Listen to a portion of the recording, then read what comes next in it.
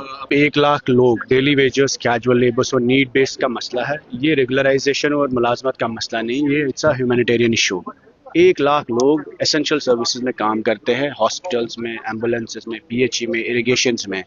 तो जहां अफसरों को लाखों का तनख्वाह मिलता है, उसी तरीके में डेली वेजर जो 24 घंटा हमारी एसेंशियल सर्विसेज को चलाता है, उनकी रेगुलराइजेशन एक ह्यूमैनिटेरियन इशू है, होनी चाहिए। महबूबा जी जब चीफ मिनिस्टर थी, उस वक्त 1 लाख लोगों को आइडेंटिफाई किया गया, 60,000 को बायोमेट्रिक हुआ और उनकी रेगुलराइजेशन का प्रोसेस शुरू हुआ। एक एसआरओ इशू किया गया, या तो उस एसआरओ को वापस लागू किया जाए और ये 1 लाख लोग रेगुलराइज हो जाएंगे ऑटोमेटिकली। अगर उस वक्त हमने किया तो आपको भी करना चाहिए। फिर हमने एक कानून लाया जब हुकूमत बनी, और वो तब से इस असेंबली में पड़ा है। हम चाहते हैं कि irrespective of party lines, let us discuss. अगर सब लोगों ने वादे किए इलेक्शन में हम डेली वेजेस को रेगुलराइज करेंगे, तो करना चाहिए, फेज मैनर में प्रोसेस शुरू होना चाहिए। और ये उनके बच्चे, उनकी फैमिली सफ़र करते हैं, उन्हें कहते हैं 20-30 सालों के बाद आप घर चले जाइए, आप रेगुलराइज ही नहीं थे, आप गवर्नमेंट में ही नहीं थे, आपका खाता ही नहीं है। आप बोले 30 साल बाद किसी को ये कहना कि हमें पता ही नहीं आप मुलाजिम हैं, इससे बड़ा धोखा क्या हो सकता है? तो I think it's a humanitarian issue and government has to be compassionate. The daily wages bill should be passed. It should be debated, discussed, and we should do justice to the cause of daily wages cause. लगता है national conference सरकार जो है इस पे चर्चा करेगी। वादे इन्होंने भी किए और हमने भी किए, लेकिन महबूबा जी के वक्त इस पे काम हुआ। बायोमेट्रिक जो हुआ, एक एसआरओ हुआ रेगुलराइजेशन का, वो रेगुलराइजेशन गवर्नर्स रूल में गायब किया गया 5 अगस्त 2019 के बाद। अब हम वही कहते हैं हुकूमत से कि जब इतना खर्चा ऑलरेडी उठा है, तो 1 लाख डेली वेजर्स का मसला क्या है? रेगुलराइजेशन से तनख्वाह उनको मिलती है, लेकिन उनको जो मिनिमम वेज सेक्टर है वो भी लागू होना चाहिए। अल्कोहल बैन के ऊपर जो है वो बिल लाया जा रहा है, लेकिन इस बार जो है सबसे महंगी जो शराब की दुकान बिकी है वो काजीकुंड में बिकी है। देखिए, मसला जम्मू कश्मीर में हर फिक्र ख्याल के लोग, मजहबी हो, समाजी हो, चाहते हैं कि जम्मू कश्मीर में नशा मुक्त जम्मू कश्मीर होना चाहिए, ड्रग्स पे बैन लगनी चाहिए, और खासकर अल्कोहल का भी जो सेल है वो कम होना चाहिए पब्लिक प्लेसेस में।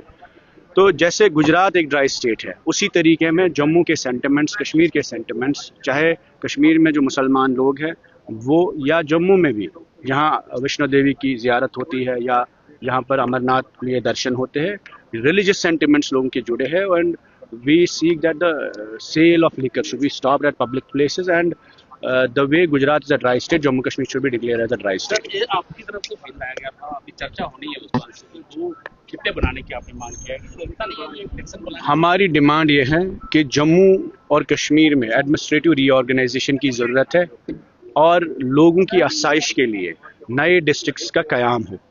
चाहे कई इलाके हैं जो हिल एरियाज है, बदरवा है, दक्षिण मडवा है, गूल गुलाबगढ़ है, ऊडी है, उसी तरीके में टंगडार है, गुरेज है, ऐसे मजबूर इलाके हैं जहां पर एडमिनिस्ट्रेटिव प्रेजेंस ही नहीं है सरकार की, स्ट्रेटेजिक एरियाज है। उसी तरीके में चिनाब वैली में अगर डिवीजन हेडक्वार्टर बनेगा, एडमिनिस्ट्रेशन का रीच बढ़ेगा। इसमें मुसलमान खित्ते की बात नहीं है, डिवीजन की बात नहीं है। एक आईएएस ऑफिसर बैठेंगे, जम्मू के होंगे, दिल्ली के होंगे, बिहार के होंगे, हिंदू होंगे, हमें कोई ऑब्जेक्शन नहीं है। उसी तरीके में पीर पंचाल में अगर आईएएस ऑफिसर बैठते हैं, there are already 3 police range in Jammu जहाँ डीआईजी है।